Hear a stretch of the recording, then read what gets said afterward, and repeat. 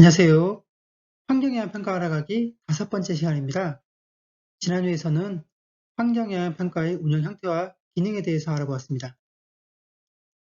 오늘은 환경영향 평가 시행으로 어떤 효과가 있는지 구체적인 사례를 들어서 설명드리고 제도의 한계점에 대해서도 잠시 생각하는 시간을 갖겠습니다. 자, 그럼 환경영향 평가로 얻을 수 있는 효과가 무엇인지 알아볼까요? 막연하게 환경이 좋을 거라는 생각은 하실 텐데요. 조금 더 구체적으로 정리해보자면 3가지 정도로 말씀드릴 수 있을 것 같습니다. 첫째, 주민 참여 유도. 둘째, 환경기술 개발 촉진. 셋째, 예방적 차원의 환경관리. 그럼 하나씩 조금 더 구체적으로 알아보겠습니다. 먼저 주민 참여 유도입니다. 환경영향평가 초기 단계에서 평가 항목, 범위 등을 결정하는 환경영향평가협의회에 지역 주민대표가 참석하여 사업 시행 과정에 주민 의견이 반영될 수 있으며 사업 시행에 따른 환경 영향에 대해 주민들이 잘 이해할 수 있도록 설명회와 공청회를 실시하여 사업 추진 과정에서 발생할 수 있는 갈등을 예방하는 효과도 있습니다. 지난 시간에 환경영향평가 기능에 대해서 말씀드린 내용 중 합의 형성 기능과 유사한데요. 주민 참여를 통해 합의를 형성하여 갈등을 예방하는 효과를 기대할 수 있습니다. 국토계획법 등 타법에서는 개발사업 등에 대해서 단순히 공고, 열람만 하고 있으나 환경영향평가법에서는 공고, 공람 외에도 주민설명회를 개최하고 일정 수 이상의 주민이 공청회를 요청할 경우에는 공청회도 개최하도록 하는 등 법으로 주민 참여를 보장하고 있습니다. 물론 신문에도 광고하고 홈페이지에 게시도 하고 마을 주변에 플래카드를 걸어서 주민 설명회를 한다고 광고를 함에도 불구하고 나중에 나는 몰랐다. 왜 나 몰래 사업을 하냐? 이렇게 따지는 악성 민원도 적지 않아서 안타깝습니다. 다음은 환경기술개발 촉진입니다. 환경영향평가는 사업 시행에 따른 영향을 예측하고 그에 대한 저감 방안을 마련하는 제도라고 말씀드렸었습니다. 보다 정확한 영향 예측이 이루어져야지 그에 따른 저감 방안도 보다 정확하게 마련될 수 있기 때문에 IT 기술의 발전과 함께 영향 예측 기술도 함께 발전하고 있습니다.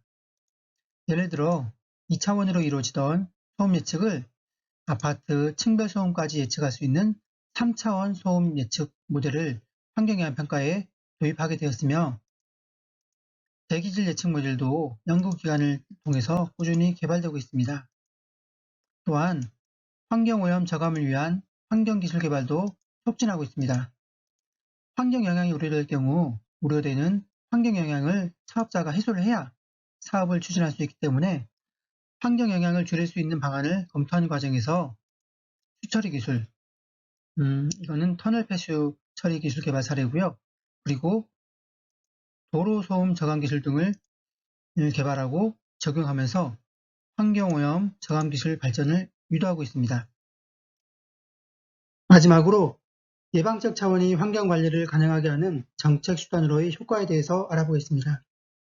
계획 입안이나 사업 실시 초기 단계에서 환경보존 방안을 마련해서 사업 시행으로 예상되는 문제점을 예방할 수 있겠습니다. 대규모 아파트 단지가 들어설 경우에 하수처리 용량이 충분한지 검토하고 부족할 경우에는 환경기초시설 용량을 증설하게 한다거나 인구 밀집 지역 인근에 산업단지가 들어서게 되어서 대기질 악화가 우려될 경우 주거단지와의 경계부에 완충 녹지를 설치하게 한다거나 주거지역과 가깝게 도로나 철도가 지날 경우 소음을 줄이기 위해 방음벽을 설치한다거나 하는 등의 예를 들 수 있겠습니다. 지금까지 말씀드린 3가지 효과 중에 예방적 차원의 환경관리가 가장 주요한 효과이고 그리고 일반 국민이 직접 체감할 수 있는 효과라고 생각이 됩니다. 그래서 실제 사례와 연구기관에서 발표한 내용을 중심으로 조금 더 구체적으로 알아보겠습니다. 먼저 환경영향평가 과정에서 어떻게 환경 영향을 줄이는지 그 사례를 들어서 소개해 드리겠습니다. 이 사진은 경남, 합천의 모 골프장 조성에 따른 환경영향평가에서 최초의 사업자가 제시한 토지이용 계획입니다. 대부분의 골프장이 그러하듯이 이 골프장도 산 중턱에 위치해서 사업 시행으로 계곡부가 훼손되고 인근 고속국도와 그리고 일반 국도에서 조망돼서 자연 경관 훼손도 우려되는 사업이었습니다. 그러나 환경영향평가 협의 과정에서 이 빨간색으로 표시한 계곡부 약 950m 정도 되는데요. 이 계곡을 보존하도록 하고 그리고 차폐 녹지 확보를 통해서 자연 경관 영향을 저감한 사례입니다. 협의 과정에서 이 페어웨이 일부가 축소되었으나 계곡부에 코스를 설치하기 위한 공사비 11억 원이 절약되었다고 하니 환경도 보존하고 사업자도 이득을 본 사례가 아닌가 하는 생각이 듭니다. 다음은 산업단지 조성 사례입니다. 환경영향평가 실시 전에 토지이용 계획은 이 보라색 구역, 이 구역을 전부 산업단지에 포함할 것으로 계획하였습니다. 지형을 보시면 아시겠지만 산 정상을 지나서 반대편 능선부까지 개발할 것으로 계획하여 과도한 지형 및 산림 훼손이 우려되는 사업이었습니다. 환경영향평가 초안 단계에서는 사업을 조금 축소하여 파란색 구역, 이 구역인데요. 여기만 개발하는 것으로 변경하였습니다. 그러나 여전히 산 정상부까지 훼손할 것으로 계획되어 환경영향이 크다고 판단되었죠. 환경영향평가 협의를 거쳐서 최종 확정된 부지는 빨간색, 이 구역으로 확정되었습니다. 능선 훼손을 최소화해서 자연 경관 및 과도한 식생 훼손을 예방한 사례입니다.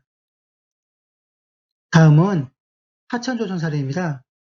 하천 조성 사업을 시행할 때 인공호암 및 하천 내 인공구조물 설치를 지향하고 자연형 호암 및 사행천으로 조성하도록 유도하며 불가피하게 인공구조물을 설치할 경우에는 어도를 설치하는 등 상하류 간 연결성 단절로 인한 환경피해를 예방한 사례입니다. 왼쪽 사진은 양재천이고요. 이 오른쪽 사진은 어도를 설치한 사례입니다. 다음은 도로 개발에 따른 동물 이동 단절에 대한 예방대책 사례입니다. 육교용 생태통로입니다. 산을 V자형으로 단절해서 지나가는 구간에 도로로 인해 단절되는 이동로를 연결해주기 위해서 육교 형태로 건설합니다. 이 사진은 터널형 생태통로입니다. 도로가 계곡부 등을 지나갈 때 평평하게 만들기 위해서 계곡부에 흙을 쌓는데 이런 구간에는 터널식으로 동물이 이동할 수 있는 연결로를 건설합니다. 이 사진은 개구리나 도롱뇽 등 작은 양서 파충류가 도로나 배수로에 떨어졌을 때 빠져나갈 수 있는 탈출용 축구입니다. 이렇듯 환경영향 평가 과정에서 예상되는 문제점을 세심하게 검토해서 환경 문제를 최소화하고 있습니다. 지금까지 환경영향 평가가 어떤 효과가 있는지 실제 평가 사례를 통해 직관적으로 알아봤습니다. 그런데 효과가 있는지는 알겠는데 얼마만큼 효과가 있는지 확인하시죠? 환경영향 평가의 효과에 대해서 연구된 사례를 통해서 수치적으로 얼마만한 효과가 있는지 알아보겠습니다. 2016년 12월에 발간된 환경영향평가 환경개선 효과 및 사회적 편익 분석이라는 연구보고서입니다. 환경부에서 발주하고 그리고 한국환경정책평가연구원에서 연구를 하였습니다. 목차를 보면 대기, 생태계, 소음 이렇게 3개 분야에 대해서 사회적 편익을 분석하였습니다. 그럼 각각의 분야에서 얼마만한 편익이 있는지 알아보겠습니다. 먼저 대기 분야입니다. 대기 분야 사회적 편익 분석은 발전소와 소각시설을 대상으로 분석을 했습니다. 먼저 발전소를 보면 배출오염 기준 대비 협의 내용 편의를 분석했는데요. 이게 무슨 뜻이냐면 발전소의 질소 항목 배출오염 기준이 80ppm이라고 하면 평가 과정에서 주변 지역의 환경 수용 능력을 고려하여 배출 허용기 기준보다 강화된 20ppm으로 처리해서 배출하라고 협의를 합니다.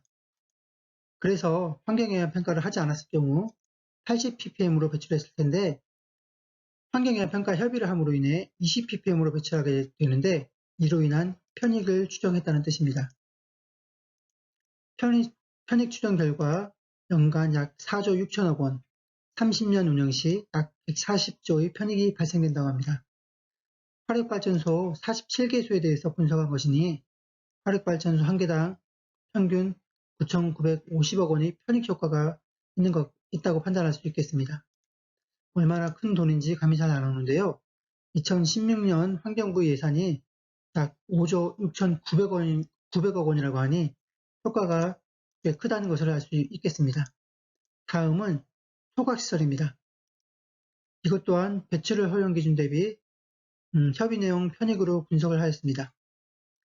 편익 추정 결과 연간 434억 원, 20년간 운영 시 8,673억 원의 편익이 발생된다고 합니다. 다음은 생태계 분야입니다. 생태계 분야는 환경영향평가 협의를 거친 201건의 산업단지를 대상으로 분석했습니다. 분석 결과 483헥타르의 녹지가 추가로 확보되었다고 합니다. 이는 개별법에서 규정한 산업단지 녹지 확보 기준에 비해 환경영향평가 과정에서 추가로 확보하도록 협의한 면적을 의미합니다. 참고로 산업단지 녹지율은 산업단지의 개발에 관한 통합지침에 규정되어 있는데 산업단지 규모에 따라 5에서 13% 미만으로 규정되어 있습니다. 그런데 이 환경영향평가 협의 시 녹지율을 상향 조정할 수가 있습니다.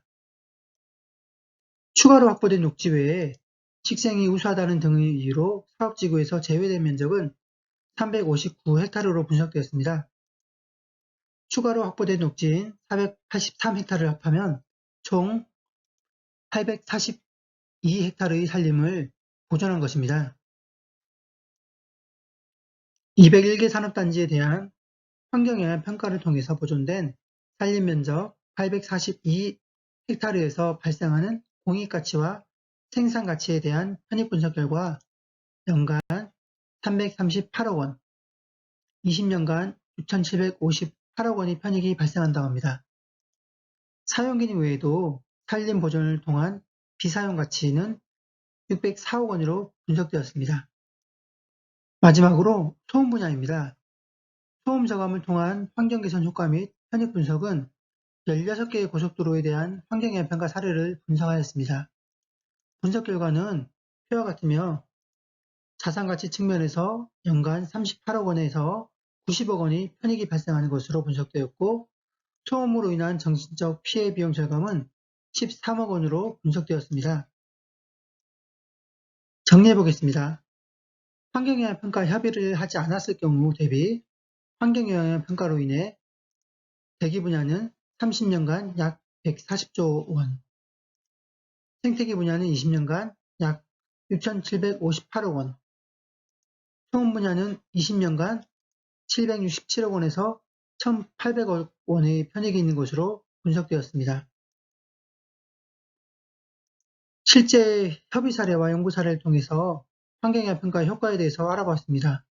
그럼 현재 우리나라에서 시행 중인 환경영향 평가 제도가 완벽할까요?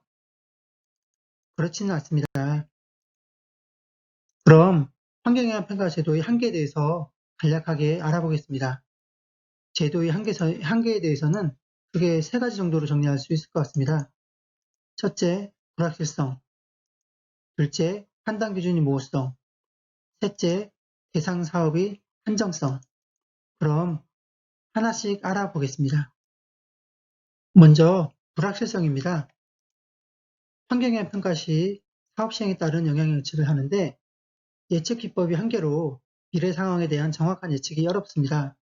그나마 대기질, 수질, 소음 등 물리화학적 작용에 따른 환경영향은 IT 발달과 함께 각종 수치 모델링을 통한 영향 예측을 하고 있으나 지형, 기상, 환경질 측정 자료 등 모델링을 하는 데 필요한 입력 자료 자체에 정밀도와 정확도의 한계가 있기 때문에 모델링 결과에도 오차가 발생할 수밖에 없다는 한계가 있습니다.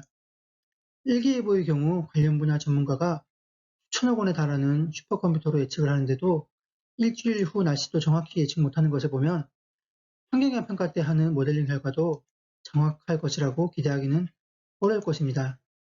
참고로 대기 모델링에는 오염물질의 특성 및 사업 지역 여건에 따라 에어모드, 헬퍼프, ISC, 스크린 등의 모델을 이용하고 수질의 경우에는 수계의 특성에 따라 펄트위, 와습, 모드플로우 등의 수질 예측 모델이 이용되고 있습니다. 소음의 경우 3D 소음 예측 모델인 사운드플랜과 도로공사에서 개발한 도로교통소음 예측 프로그램인 KHTN, 그리고 항공기 소음 예측에 이용되는 INM 등의 모델이 있습니다. 이외에도 직선 구간에서 간단한 소음 예측을 할 경우에는 국립환경과학원에서 개발한 식이나 HW 노이즈라는 엑셀로 된 식을 이용하기도 합니다.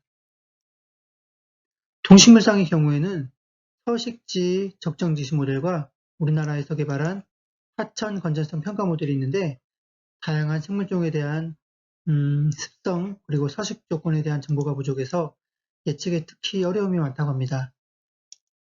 이처럼 환경 영향에 대한 예측을 위해서 IT와 전문가가 개발한 예측식을 이용하고 있으나 앞서 말씀드렸듯이 입력 자료 자체에 불확실성이 내재되어 있어서 예측 결과에도 불확실성이 발생하는 게 현실입니다.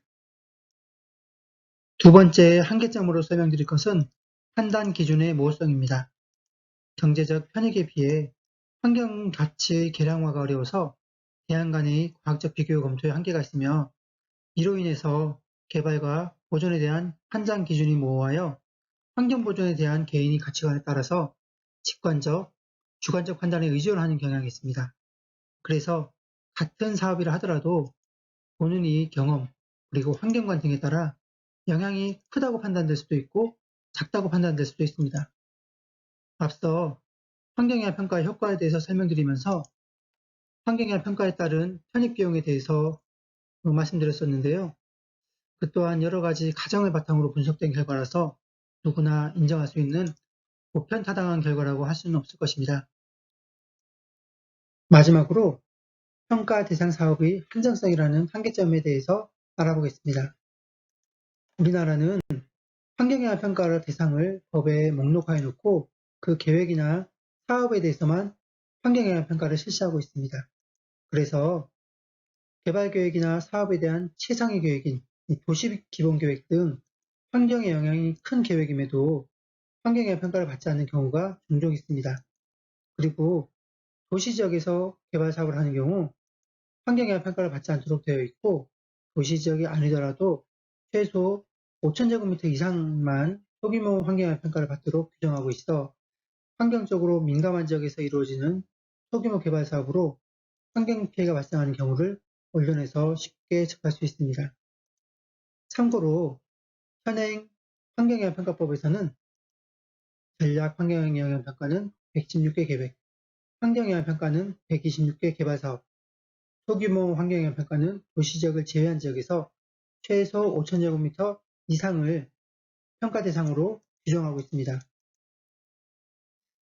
이렇게 환경영향평가 제도에는 불확실성과 판단 기준의 모호성, 그리고 평가 대상 사업의 한정성이라는 적지 않은 한계가 있습니다. 그럼에도 앞서 알아본 내용과 같이 환경영향 평가가 환경 보존에 큰 역할을 하고 있다는 것은 부인할 수 없는 사실입니다. 환경영향 평가가 우리나라에 도입된 지 내년이면 40년인데요. 지금까지 알아본 제도의 한계점을 한 번에 극복해내기는 어렵겠지만 지난 40년간 조금씩 개선되어 지금에 이르렀듯이 앞으로 더욱 개선되어 나갈 것이라고 믿습니다. 이번 시간에는 환경영향 평가의 효과와 한계점에 대해서 알아보았습니다. 다음 시간부터는 환경영향 평가에 대해서 조금 깊이 들어가서 평가의 종류, 대상사업, 평가 항목 선정부터 의견 수렴, 재협의, 재평가, 사후 환경영향 조사 등 환경영향 평가 절차 중에 중요한 사항에 대해서 차근차근 설명드리겠습니다. 마지막으로 구독과 좋아요를 눌러주시면 고맙겠습니다. 오늘도 행복한 하루 보내세요.